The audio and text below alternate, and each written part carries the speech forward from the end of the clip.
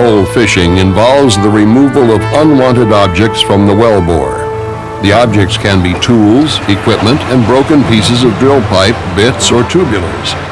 Open hole fishing begins following a back-off in the drill string at or above the stuck point of the fish in the wellbore, leaving an accessible fish top. The fish can be removed using special tools and techniques. A screw-in sub is one of the most common fishing tools. Its modified pin can be used to catch an undamaged fish. The overshot tool, because of its versatility, is frequently used in fish recoveries. Its simple design includes a circulating and releasing action, as well as a 360-degree catch of the fish. Normally, the overshot or screw-in sub is connected to the bottom of the bumper sub and fishing jars on the fishing assembly. As the tool is lowered over the fish, the top of the fish passes through the tool into the bowl. When the assembly is raised, grapples engage the fish at a lower point, and it is worked free and pulled upward. If the top of a fish is bent, twisted, or broken, it should be dressed off to provide a clean top so the grapple can secure it firmly. Dressing off is achieved with a skirted or hollow-fluted mill. Several types of mills are available for this purpose and other jobs. In a washed-out hole, use of a hydraulic knuckle joint located above the overshot kicks out under pump pressure to increase the sweep of the overshot to facilitate capture of an elusive fish. With a severe washout, a wall hook guide run on the bottom of the overshot further improves the search and capture of the fish. When the fish cannot be dislodged by pulling with the overshot, a jarring assembly run in the fishing string can be activated to strike heavy blows, either up or down, on a stuck fish to free it. The down action is achieved with a bumper jar, essentially a slip joint with a sliding stroke. The impact, enhanced by the weight of drill collars above the bumper jar, results in a sharp blow with the fishing string. Dropping the string quickly produces a sharp downward blow on the fish. This jarring action is especially effective in freeing key-seated pipe or a string that is stuck as a result of an upward pull. In many cases, a stuck fish will require a powerful upward jar to free it. Hydraulic fishing jars permit an upward impact. The impact produced by a hydraulic jar depends on the amount of pull taken on the tool before it trips. As indicated earlier, the impact of a hydraulic jar is enhanced by the weight of drill collars placed above the tool.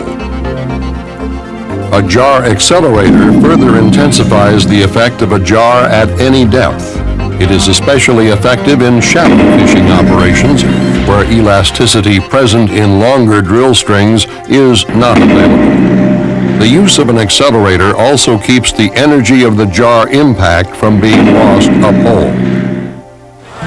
When a fish is stuck and cannot be jarred or worked free, a widely used practice called washover is employed. The washover operation is the most successful way to free a fish and requires expert judgment both in pipe selection and in its proper running application. As mud and hole conditions are critical, in many cases a bit trip may be necessary to condition the hole prior to running the wash pipe. Essentially, washover operations involve a pipe string that slips over the stuck fish, allowing fluid to circulate in the annulus between the fish and the inner wall of the washover pipe. Fluid under pressure flushes out debris cut loose by the rotary shoe run on the bottom of the washover pipe. The washed over fish, secured by an overshot or screw-in sub, can then be backed off and removed to the surface. The washover pipe selected requires an inside diameter large enough to accommodate the fish and an outside diameter that can rotate without sticking in the open hole and still allow circulation. Various types of Weatherford rotary shoes are available. Each shoe is custom designed for a particular procedure. Tooth-type shoes, for example, are recommended when the formation to be cut is relatively soft. When metal, such as tool joints or stabilizer blades, must be cut, the rotary shoe is dressed with tungsten carbide or diamonds, internally, externally, or both, tailored specifically for the task. Proper rotary shoe selection requires expertise. An improper choice could severely damage the fish, complicating the recovery operation. Occasionally, the drill pipe may be plugged, usually by mud. Cutting the freed drill pipe with a mechanical outside cutter run on the wash pipe will remove the obstruction and establish a clean, workable top. Following washover, the wash pipe is pulled up and the shoe removed and replaced by a mechanical outside cutter. Run into the well and over the freed fish, the cutter is engaged. With a slight upward strain, cutter knives are fed through the wall of the drill pipe fish, and the fish is parted. Rotation is then stopped, and the cut piece of fish is recovered and pulled to the surface. When the fish is stuck off bottom, a wash pipe spear may be run in conjunction with the wash pipe and screwed into the fish prior to the washover procedure. This prevents a fish freed by the washover operation from dropping to the well bottom and damaging the well bore, drilling string, or drilling bit. Open hole fishing also involves the retrieval of junk at the well bottom. Junk is defined as any unwanted material in the hole that hampers operations, such as accidentally dropped tools, metal debris, and parts of equipment, including cones from drill bits. A commonly used retrieval tool is the fishing magnet.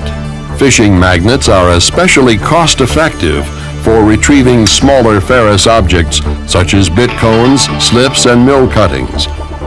Permanent magnets have circulating ports around the outer edge so that fill and cuttings can be washed away, exposing the junk for proper magnetic contact. Magnets are furnished with flush guides, lipped guides, or mill guides, which help in washing and securing the junk. The magnet is lowered to the well bottom while circulating and then pulled to the surface. This activity may be repeated until the well bore is cleared of all junk. Where junk pieces cannot be caught by a magnet or consist of non-ferrous metals, Weatherford employs specialized junk baskets, depending on the type of formation encountered. These retrieval tools consist of 3 basic types. The simplest to use is called a boot basket. It is run directly above a junk mill or a rock bit that cuts the junk into small pieces. Fluid circulation deposits these pieces into the basket, which is raised to the surface. In soft to medium formations, a coring-type basket, commonly known as a globe basket, can be run to cut a short core in the bottom of the well. This core, as well as any junk contained in it, is held in place by retaining fingers and removed to the surface. In hard formations, a jet-powered or reverse circulating basket is a highly effective tool. Lowered to the bottom, it rotates slowly with circulation to flush settlings from the junk. A ball is dropped into the drill pipe and pumped down until the ball seats in the retriever. The flow of the fluid is diverted to outside the tool, which causes 2 things to occur. It establishes reverse circulation and a Venturi effect, which then creates a partial vacuum inside the junk basket. These 2 forces propel the junk into the basket. Captured junk is secured by hinged retaining fingers. This action continues until all junk is removed from the hole.